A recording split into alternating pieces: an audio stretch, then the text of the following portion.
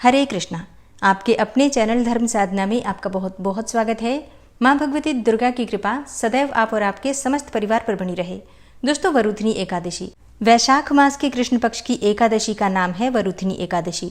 एकादशी की तिथि समर्पित होती है भगवान श्री हरि विष्णु को और इनकी पूजा से, इनकी अर्चना से सभी प्रकार की कामनाएं पूर्ण होती हैं और माता लक्ष्मी की कृपा हमें प्राप्त हो जाती है एकादशी पर भगवान श्री हरि विष्णु और माता लक्ष्मी की संयुक्त रूप से पूजा करने से। धार्मिक ग्रंथों में इस प्रकार का वर्णन आता है कि वरुथनी एकादशी का व्रत धारण करने से हजारों वर्ष की तपस्या करने और कन्यादान करने के समान पुण्य फलों की प्राप्ति होती है।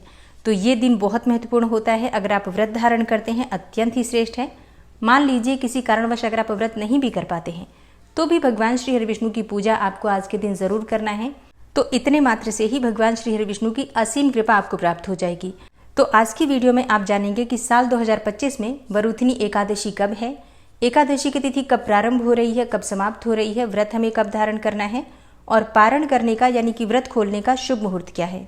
वरुथनी एकादशी पर किस प्रकार से भगवान श्री हरि विष्णु की पूजा आराधना करनी चाहिए, किन मंत्रों का जप करना चाहिए और कौन सा उपाय करें जिससे कि इस व्रत का संपूर्ण फल हमें प्राप्त हो और जिस भी कामना से हम व्रत धारण करते हैं या बिना व्रत किए भी पूजा आराधना मात्र भी कर रहे हैं, हमारी वो कामना पूर्ण हो, इसके लिए आज विशेष क्या करना चाहिए।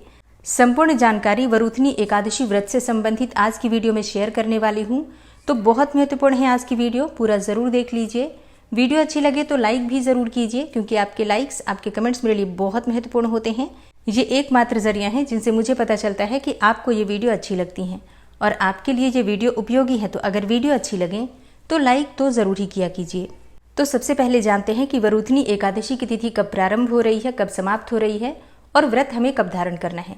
तो देखिए, वैशाख मास के कृष्ण पक्ष की एकादशी की तिथि प्रारंभ हो रही है 23 अप्रैल को शाम को 4:43 पर और एकादशी तिथि का समापन हो रहा है 24 अप्रैल को दोपहर में 2:32 पर।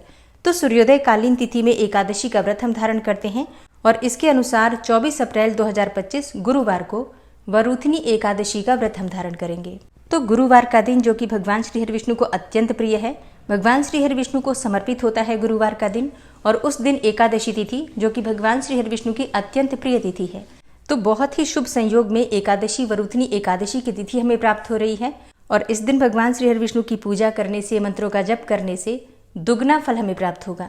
तो बहुत ही श्रेष्ठ है इस बार की तिथि। अगर आप व्रत नहीं भी करते हैं तो भी भगवान श्री हरि विष्णु की पूजा कीजिए और बृहस्पति देव की भी आराधना कीजिए। तो किसी भी प्रकार का बृहस्पति से संबंधित कोई दोष भी है अगर आपके जीवन में तो उससे भी आपको मुक्ति मिलेगी और भगवान श्री हरि विष्णु की असीम कृपा भी आपको प्राप्त होगी। 24 अप्रैल को सूर्योदय काल का समय हमें प्राप्त हो रहा है सुबह 5:47 पर और सूर्यास्त का समय होगा शाम को 6:52 पर। एकादशी तिथि पर ब्रह्म मुहूर्त में स्नान करते हैं। तो ब्रह्म मुहूर्त का समय आपको प्राप्त हो रहा है प्रातःकाल 4:19 से प्रातः 5:03 तक। इस समय में आप स्नान कर सकते हैं और भगवान श्री हरि विष्णु की विधि विधान से पूजा कर सकते हैं। 24 अप्रैल को अभिजीत मुहूर्त का समय रहेगा सुबह 11:53 से दोपहर 12:46 तक। अभिजीत मुहूर्त में आप कोई भी शुभ कार्य करते हैं तो उसका फल आपको बहुत अधिक प्राप्त होता है। और गुरुवार के दिन राहु काल का समय होता है दोपहर में 1:30 से 3 बजे तक। तो इस समय में कोई भी शुभ कार्य हमें नहीं करना चाहिए। और अब जानते हैं कि एकादशी व्रत का पारण हमें कब करना है। देखिए, द्वादशी तिथि में एकादशी व्रत का पारण हम करते हैं और द्वादशी तिथि प्रारंभ हो रही है 24 अप्रैल को दोपहर में 2:32 पर और द्वादशी तिथि का समापन हो रहा है 25 अप्रैल को सुबह 11:45 पर। तो 24 अप्रैल को एकादशी का व्रत हम धारण कर रहे हैं और 25 अप्रैल को सुबह 5:46 से सुबह 9 बजे तक एकादशी व्रत का पारण हम कर सकते हैं। द्वादशी तिथि समाप्त होने से पहले एकादशी व्रत का पारण कर लेना चाहिए। अगर किसी कारणवश 25 अप्रैल को सुबह 9 बजे तक आप अपना व्रत नहीं खोल पाते हैं तो भी इतना जरूर ध्यान रखिए कि द्वादशी तिथि समाप्त होने से पहले आपके व्रत का पारण हो जाए, ठीक है। और द्वादशी तिथि 25 अप्रैल को 11:45 पर समाप्त हो जाएगी। तो आपके व्रत का पारण 10 बजे तक, 10:30 बजे तक हो जाना चाहिए। मतलब किसी कारणवश अगर देर हो भी जाए तो 10:30 तक आपके व्रत का पारण हो जाना चाहिए, व्रत खुल जाना चाहिए, ठीक है।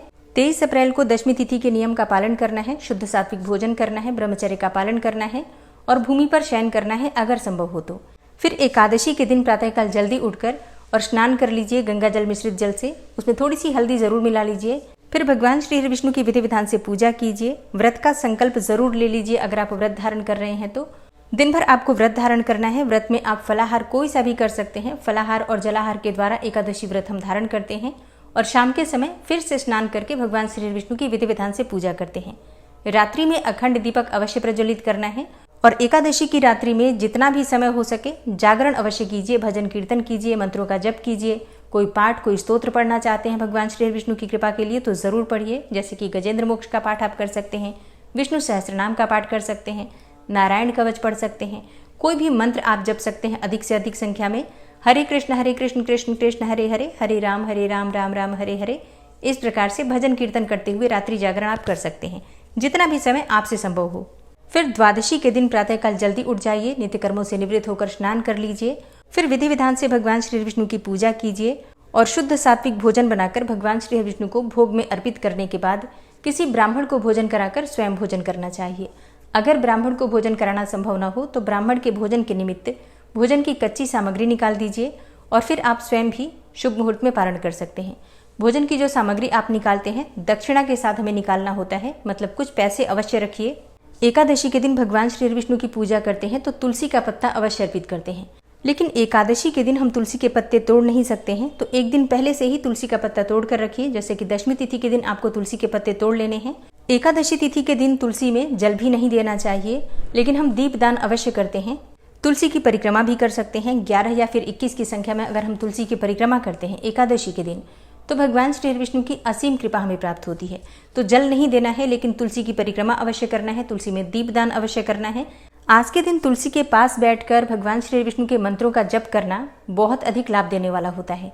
आप चाहें तो विष्णु सहस्त्रनाम का पाठ कर सकते हैं या फिर दीपदान करके तुलसी के पास और वहीं बैठकर गजेंद्र मोक्ष का पाठ कर सकते हैं, श्री नारायण कवच का पाठ कर सकते हैं, या फिर आप चाहें तो भगवान श्री विष्णु के किसी भी मंत्र का जाप, जैसे कि ओम नमो भगवते वासुदेवाय, ओम नमो नारायणाय, इस मंत्र का जाप तुलसी की माला से तुलसी के पौधे के पास बैठकर कर सकते हैं। बस इतना ध्यान रखिए, तुलसी को स्पर्श नहीं करेंगे आप, लेकिन तुलसी के गमले के पास आसन लगाकर बैठकर भगवान श्री विष्णु का ध्यान करके मंत्रों का जाप आप कर सकते हैं। तुलसी के पास धूप दीप जला सकते हैं, कोई प्रॉब्लम नहीं है। वरुथनी एकादशी के दिन आप चाहें तो घर के आसपास कोई पीपल का वृक्ष हो तो वहां भी जाकर पीपल में दीपदान कर सकते हैं, जल चढ़ा सकते हैं। और इस बार की जो एकादशी है गुरुवार के दिन है, तो केले के पौधे में आपको जल अर्पित करना है। हल्दी मिश्रित जल अर्पित करने से किसी भी प्रकार की आपकी परेशानी हो दूर हो जाती है। केले के पौधे के पास आपको दीपदान अवश्य करना है, तुलसी के पास भी दीपदान करना है और पीपल के पास भी आपको दीपदान अवश्य करना है। शाम को संध्या काल में दीपदान करना श्रेष्ठ माना जाता है, लेकिन अगर किसी कारणवश आप शाम को दीपदान नहीं कर पाते हैं तो सुबह भी कर सकते हैं। जैसे कि जो सुबह आप पूजा करेंगे उस समय भी दीपदान धूप दीप जलाकर पूजा कर लीजिएगा। वरुथनी एकादशी व्रत की कथा आपको आने वाली वीडियो में मिल जाएगी। इसके अलावा उम्मीद करती हूँ कि प्रतिदिन की वैशाख मास की कथा आप लोग जरूर सुनते होंगे। पुराणों की कथाएं सुनना चाहते हैं तो हमारे चैनल पर पुराणों की कथाएं सुनाई जाती हैं, प्रतिदिन सुनाई जाती हैं, आप लोग जरूर सुना कीजिए। विष्णु पुराण की कथा सुनना चाहते हैं तो मेरे दूसरे चैनल प्योरिटी ऑफ लाइफ पर आपको विष्णु पुराण की कथा सुनाई जा रही है, आप लोग जरूर सुन सकते हैं। उम्मीद करती हूँ ये वीडियो आपके लिए उपयोगी होगी। वीडियो अच्छी लगी हो तो लाइक कीजिए, शेयर कीजिए और चैनल पर पहली बार आए हैं तो सब्सक्राइब करके बेल आइकन को जरूर प्रेस कर लीजिए। इससे ये होगा कि इस चैनल पर जो नई वीडियो अपलोड होंगी उनकी नोटिफिकेशन आपको सही समय पर प्राप्त होगी। मिलती मैं आपसे अगली वीडियो में, तब तक के लिए जय श्री राधे।